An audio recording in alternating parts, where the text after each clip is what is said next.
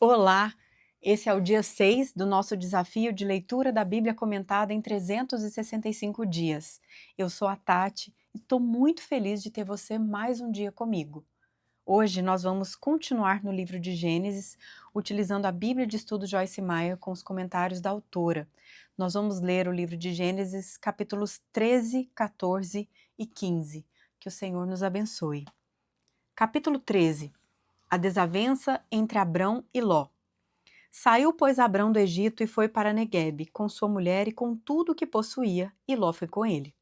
Abrão tinha enriquecido muito, tanto em gado como em prata e ouro. Ele partiu do Neguebe em direção a Betel, indo de um lugar a outro, até que chegou ao lugar entre Betel e Ai, onde já havia armado acampamento anteriormente, e onde, pela primeira vez, tinha construído um altar. Ali, Abrão invocou o nome do Senhor. Ló, que acompanhava Abrão, também possuía rebanhos e tendas, e não podiam morar os dois juntos na mesma região, porque possuíam tantos bens que a terra não podia sustentá-los. Por isso surgiu uma desavença entre os pastores dos rebanhos de Abrão e os de Ló. Nessa época, os cananeus e os ferezeus habitavam aquela terra. Então Abrão disse a Ló: Não haja desavença entre mim e você, ou entre os seus pastores e os meus. Afinal, somos irmãos. Aí está a terra inteira diante de você.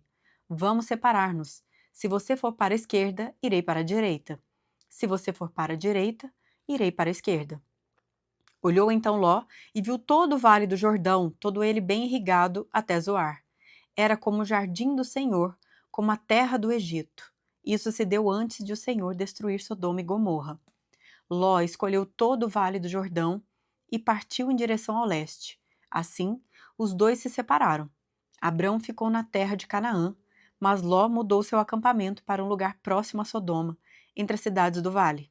Ora, os homens de Sodoma eram extremamente perversos e pecadores contra o Senhor. A promessa de Deus a Abrão. Disse o Senhor a Abrão depois que Ló se separou dele: De onde você está? Olhe para o norte, para o sul, para o leste e para o oeste. Toda a terra que você está vendo darei a você e à sua descendência para sempre. Tornarei a sua descendência tão numerosa como o pó da terra. Se for possível contar o pó da terra, também se poderá contar a sua descendência.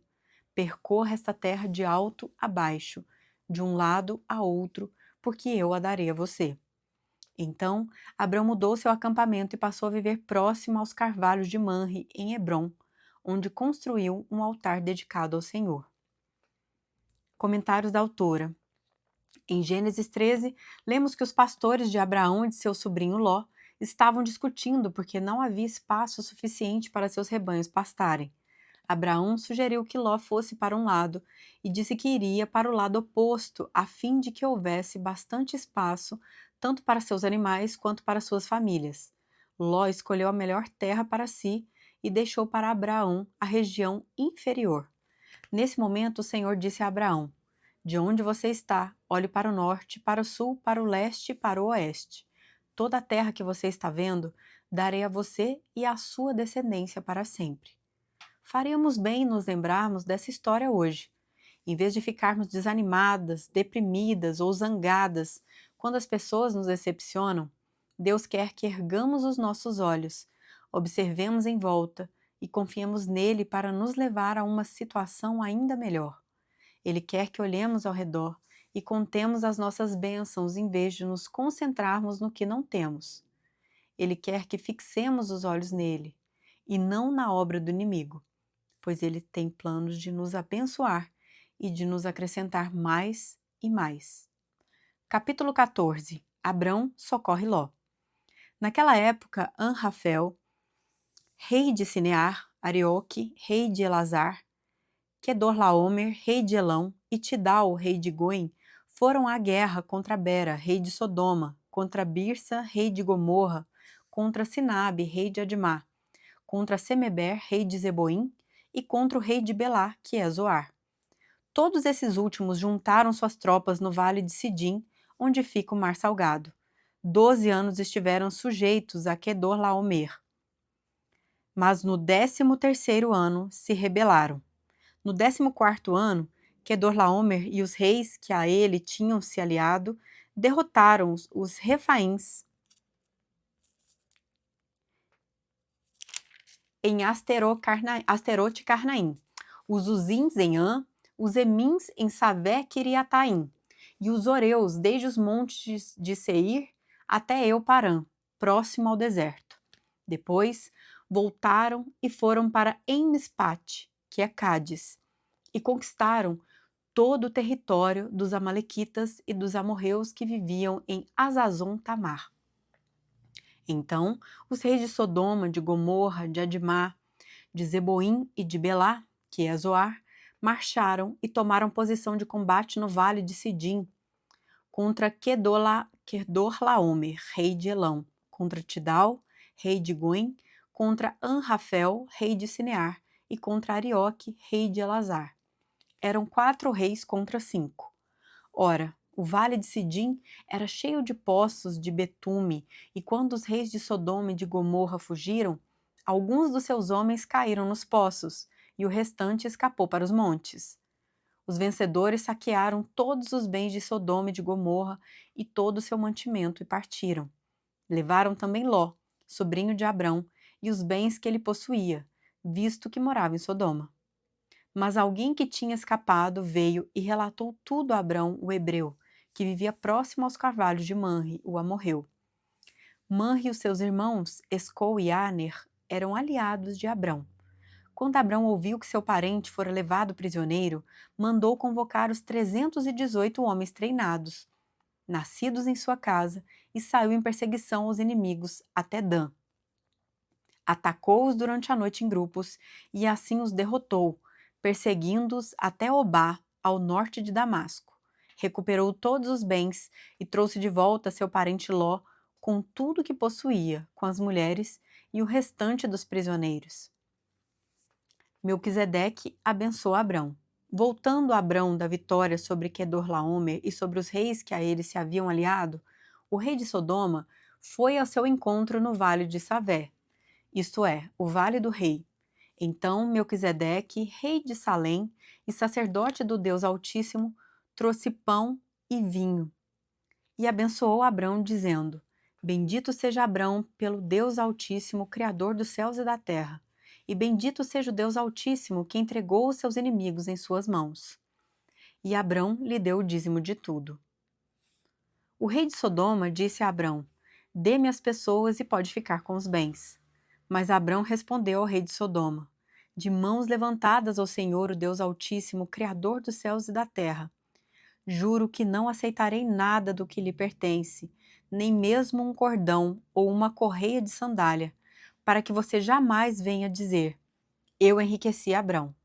Nada aceitarei, a não ser o que os meus servos comeram, e a porção pertencente a Aner, Escol e Manre, os quais me acompanharam, que eles recebam a sua porção.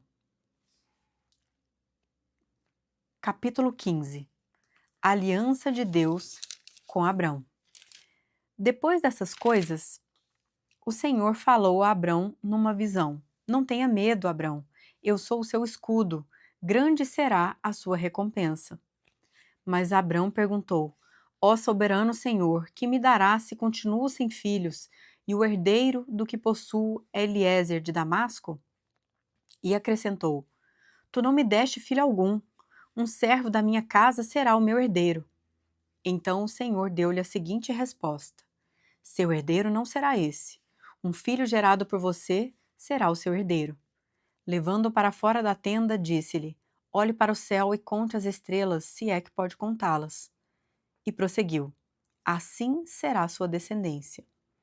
Abrão creu no Senhor, e isso lhe foi creditado como justiça. Disse-lhe ainda: Eu sou o Senhor que o tirei de Ur dos caldeus para dar-lhe esta terra como herança. Perguntou-lhe Abrão: Ó soberano Senhor, como posso saber que tomarei posse dela? Respondeu-lhe o Senhor: Traga-me uma novilha, uma cabra e um carneiro, todos com 3 anos de vida, e também uma rolinha e um pombinho. Abrão trouxe todos esses animais, cortou-os ao meio e colocou cada metade em frente à outra. As aves, porém, ele não cortou. Nisso, aves de rapina começaram a descer sobre os cadáveres, mas Abrão as enxotava. Ao pôr do sol, Abrão foi tomado de sono profundo, e eis que vieram sobre ele trevas densas e apavorantes. Então o Senhor lhe disse: Saiba que os seus descendentes serão estrangeiros, numa terra que não lhes pertencerá, onde também serão escravizados e oprimidos por 400 anos. Mas eu castigarei a nação a quem servirão como escravos, e depois de tudo sairão com muitos bens.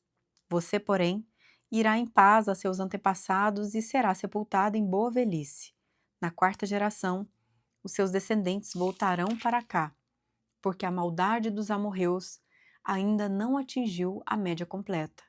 Depois que o sol se pôs e veio a escuridão, eis que um fogareiro esfumaçante como uma tocha acesa passou por entre os pedaços dos animais. Naquele dia, o Senhor fez a seguinte aliança com Abrão: Aos seus descendentes dei essa terra, desde o ribeiro do Egito até o grande rio, o Eufrates, a terra dos queneus, dos quenezeus, dos cadmoneus, dos hititas, dos ferezeus, dos refaíns, dos amorreus, dos cananeus, dos girgazeus e dos jebuseus. Comentários da autora. Se Abraão tivesse se dobrado ao medo, o resto da história jamais teria acontecido. Ele jamais teria experimentado Deus como seu escudo e nunca teria recebido a sua grande recompensa. Abraão tinha uma palavra decisiva de Deus com relação ao seu futuro. Ele sabia o que Deus havia prometido, mas não tinha nenhuma indicação sobre quando a promessa se cumpriria. O mesmo acontece muitas vezes conosco. Enquanto aguardamos que a manifestação do que esperamos aconteça, uma reviravolta, podemos ficar frustradas ou impacientes. Ficar sentada na sala de espera da vida nem sempre é fácil. Quando Deus fala conosco ou nos mostra algo, temos a tendência de ficar entusiasmadas e de nos concentrar naquela revelação. É como se estivéssemos grávidas do que Deus disse. Ele plantou uma semente em nós, em seguida temos de entrar em um tempo de preparação. Antes que aquela semente possa dar frutos, esses períodos de preparação nos equipam para lidar com o que quer que seja que Deus tenha prometido nos dar ou fazer por nós.